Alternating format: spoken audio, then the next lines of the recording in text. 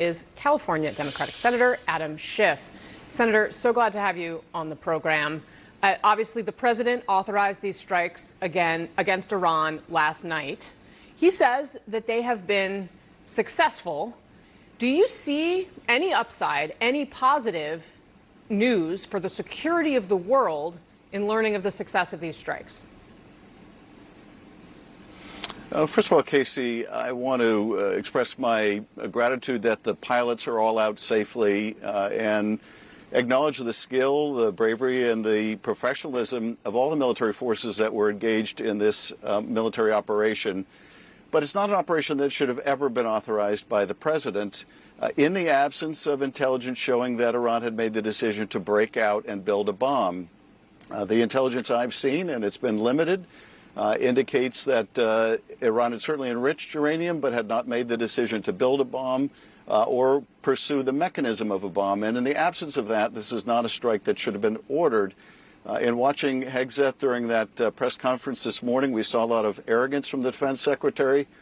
And as wars in the Middle East have demonstrated, arrogance is a deadly commodity. We simply don't know what is going to occur now, whether Iran will retaliate, whether Iran was able to evacuate some of the enriched material from Fordo. There were commercial satellite images of trucks lined up at Fordo and leaving Fordo in the days preceding the strike. So a lot of questions, including the risk to American service members. In terms of, is there anything positive to come out of it? Yes. I mean, the destruction of these facilities is a positive in the sense that it will set back Iran's program. And look, this is a nefarious regime that is the preeminent state sponsor of terror. It should have never been pursuing a nuclear program. But it is very possible, and I think we have to anticipate, Iran now kicks out any inspectors. It leaves the non-proliferation treaty. And if it wasn't in a sprint for a bomb, it is now going to engage in a sprint for the bomb. So a lot of uncertainty. Finally, this was not constitutional, was not lawful in the absence of a declaration by Congress. And so the administration should have come to Congress. We will have a vote on a war powers resolution. But there's a reason to bring this to Congress, and it is you want the Congress bought in. You want the American people bought in on an action this substantial that could lead to a major outbreak of war. So just to put a finer point on it, do you think the world is less safe this morning than it was yesterday?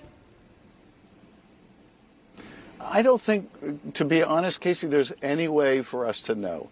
Anyone who says they can see into the future and what the Iranian response will be, whether it will claim American lives or whether there will be some change in the Iranian regime or new opening, a new opportunity, we simply don't know. We simply don't know. And I think because of that uncertainty, you don't want to take an action like this without a strong basis, that is, that Iran was imminently pursuing a bomb. And we simply don't have that intelligence, or if we do, it hasn't been shared with the Congress.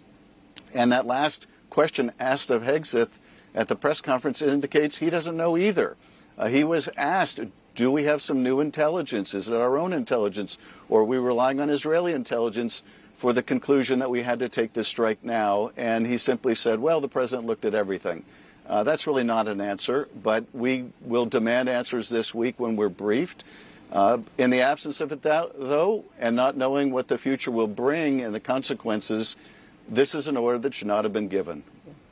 So speaking of the constitutionality, legality of this, the reality, of course, Congress currently controlled by Republicans entirely.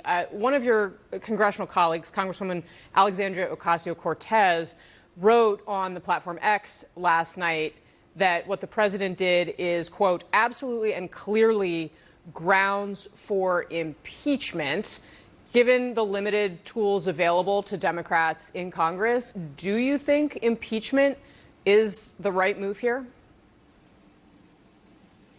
We've seen what a high bar there is to impeachment when one party in Congress, the Republican Party, is willing to work completely in lockstep with the president. I think the better remedy, frankly, is if Republicans will show any backbone whatsoever, is to pass a war powers resolution to prevent any further military action that is not purely defensive, that is designed to protect service members' lives, American lives, and our interests.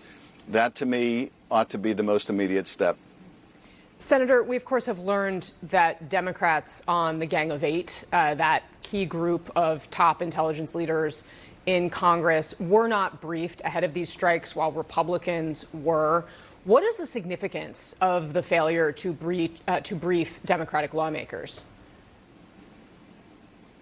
Well, the failure to brief Democratic lawmakers, the making this just another partisan exercise by the administration when it comes to something as serious as the decision to potentially engage in warfare with another nation, it means that you're not going to have the whole country bought into this, which is a real problem.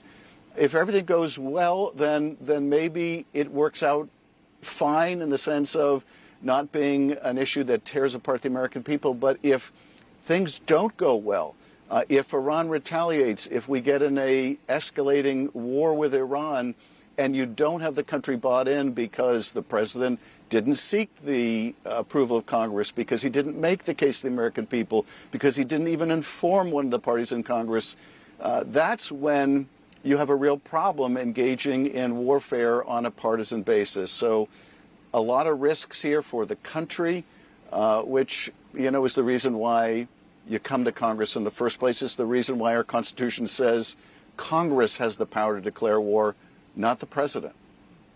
Very briefly, sir, you mentioned the intelligence and what the president was using here. You have seen what our intelligence community is capable of. You also are aware of what some of our allies' capabilities are.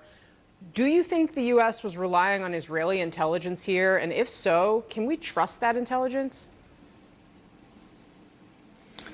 Well, we're reading between the lines now because we haven't been briefed and won't be briefed until early this week.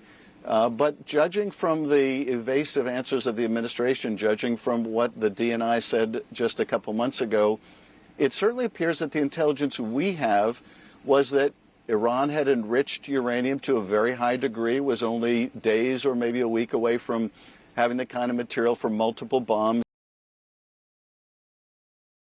Made the decision to build a bomb, or was actually affirmatively building the mechanism, which takes time. So in the absence of that, you don't order a strike like this. You don't take the risk of a future that is beyond our visibility. So that's I think the flaw in this unilateral decision by the president to engage in this kind of warfare. I don't know what Israeli intelligence shows. And I don't know what sources they have and how reliable they are, but it doesn't appear that this was even the basis for that decision. All right, Senator Adam Schiff, thanks very much for your time today, sir. Really appreciate it. Thank you. All right.